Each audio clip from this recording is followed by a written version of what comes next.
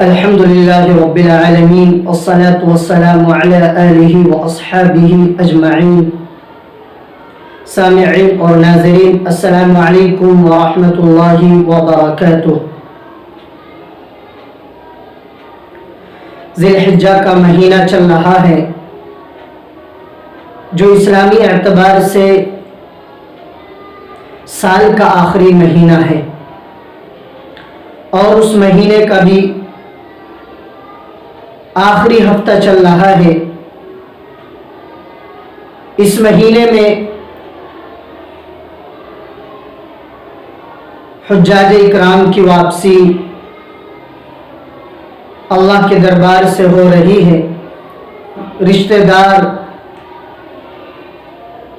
اعزاء و اقارب حجاج اکرام سے ملنے کے لیے جا رہے ہیں.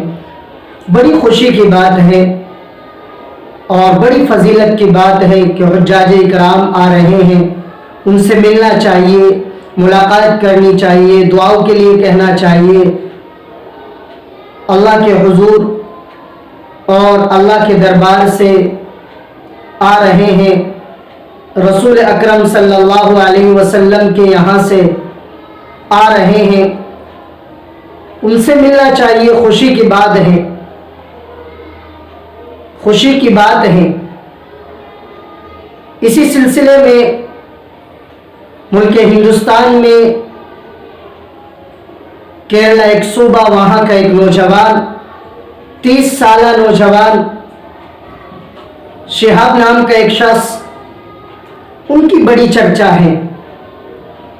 انہوں نے عزم کیا، ارادہ کیا، ہمت کی، حوصلہ کیا اور پیدل چلنے کا انہوں نے ارادہ کیا، اور ان کا مقصد پیدل چل کر حج کرنا ہے. کئی ملکوں کو سفر، تقریباً 8000 کلومیٹر سے زائد کا یہ سفر،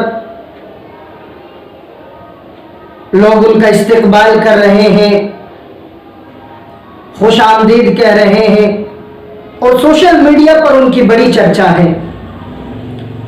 اسی مناسبت سے کچھ نوجوانوں نے پوچھا کہ مفتی صاحب، یہ اس طریقے سے پیدل حج کے لیے جانا کیسا ہے؟ سب سے پہلے ہمیں یہ بات سمجھ لینی چاہیے اور یہ بات ذہن میں رکھنی چاہیے کہ ہمارا جو بھی عمل ہو وہ رسول اکرم صلی اللہ علیہ وسلم کی سنت سے میچ کرتا ہے یا نہیں. ہمارا ہر قول و فعل، ہر عمل شریعت سے میل جول کرتا ہے یا نہیں. یوں ہی کسی کی کوئی چیز دیکھی اور اس کو پروموٹ کرنا شروع کر دیا، وائرل کر دیا. اس سلسلے میں یہ بات ذہن میں رکھے. ایک روایت ترمذی کی ہے کہ رسول اکرم صلی اللہ علیہ وسلم کے زمانے میں ایک عورت نے پیدل حج کرنے کی منت مانی، نظر مانی. رسول اکرم صلی اللہ علیہ وسلم سے اس سلسلے میں پوچھا گیا. آپ نے فرمایا اللہ کو اس کی ضرورت نہیں ہے، تمہارے پیدل سفر کر کے حج کرنے کی ضرورت نہیں ہے، آپ سوار ہو جاؤ. اسی طریقے کی ایک روایت بخاری کے اندر بیان کی گئی ہے کہ حضرت عائشہ صدیقہ رضی اللہ تعالی عنہا کے پاس رسول اکرم صلی اللہ علیہ وسلم تشریف لائے، اور حضرت عائشہ کے پاس اس وقت ایک عورت بیٹھی تھی. رسول اکرم صلی اللہ علیہ وسلم نے پوچھا یہ کون ہے؟ حضرت عائشہ نے فرمایا یہ فلاں ہے. اور حضرت عائشہ صدیقہ رضی اللہ تعالیٰ عنہ نے فرمایا ان کی نمازوں کے بڑے چرچے ہیں.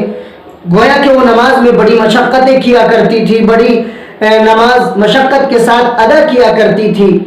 رسول اکرم صلی اللہ علیہ وسلم نے کراہت کا اظہار فرمایا، اور آپ نے فرمایا کہ اللہ تھکنے والا نہیں لیکن تم تھک جاؤ گے، اللہ اکتانے والا نہیں تم اکتا جاؤ گے. یہ بخاری کی روایت ہے. ان دونوں روایتوں کو سامنے رکھتے ہوئے اس شخص کا پیدل حج کرنا،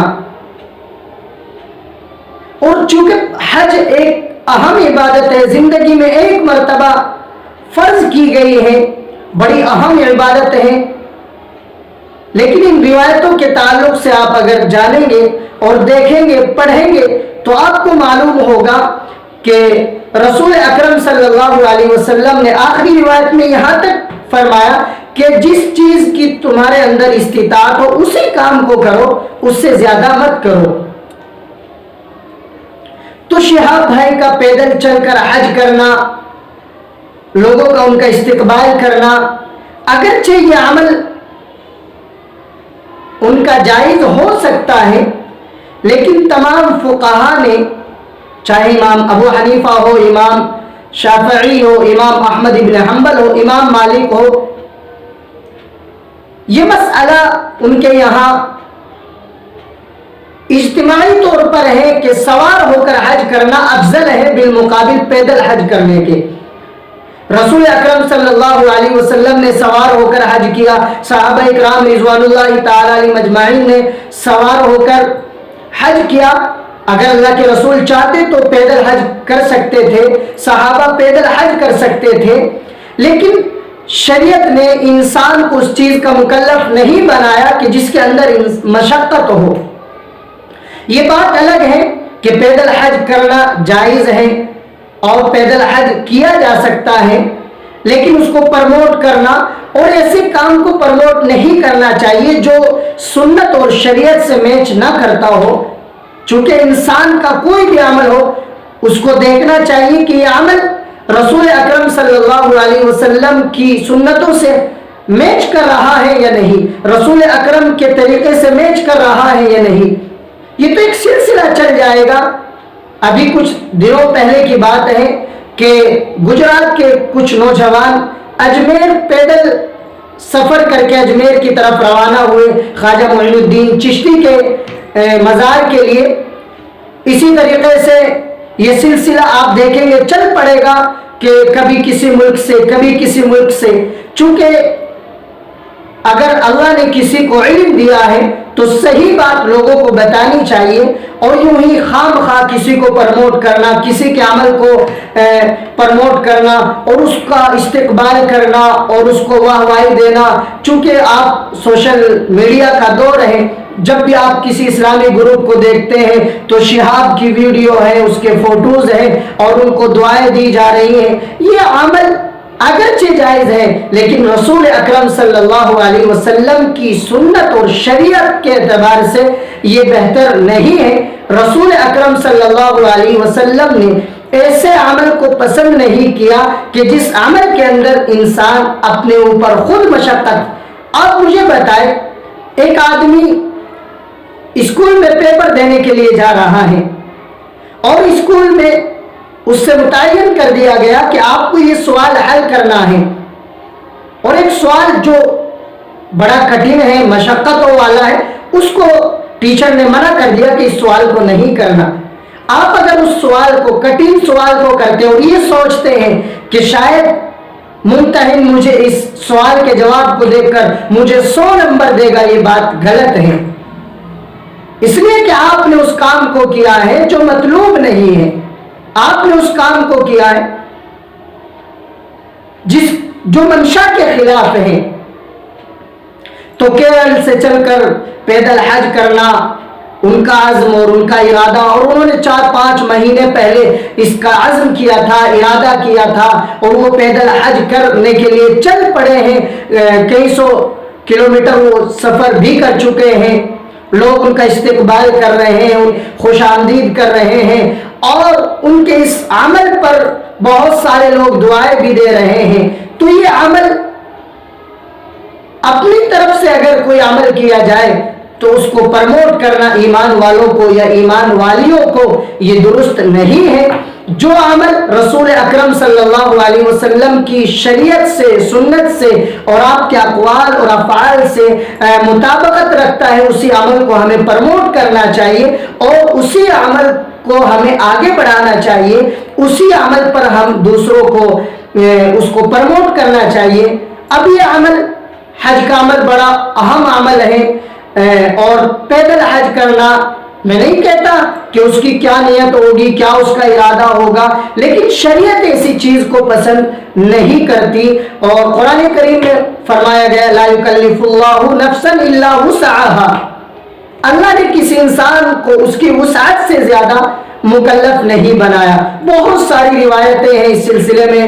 ایک صحابی تھے تو بہت زیادہ عبادت کیا کرتے تھے، رات میں عبادت کیا کرتے تھے، دن میں روزہ رکھا کرتے تھے۔ رسول اکرم صلی اللہ علیہ وسلم نے ان کو فرمایا تھا کہ آپ کے اوپر آپ کے بچوں کا بھی حق ہے، آپ کی اہلیہ کا بھی حق ہے، اور رشتہ دار اعزاء و اقارب کا بھی حق ہے، آپ کے اوپر آپ کے جسم کا بھی حق ہے۔ تو گویا رسول اکرم صلی اللہ علیہ وسلم اس چیز کی طرف اشارہ کر رہے ہیں کہ جو چیز شریعت میں مطلوب ہو اسی عمل کو کرنا چاہیے، اس سے زیادہ اپنی طرف سے کسی عمل کو کرنا یہ پسندیدہ نہیں ہے۔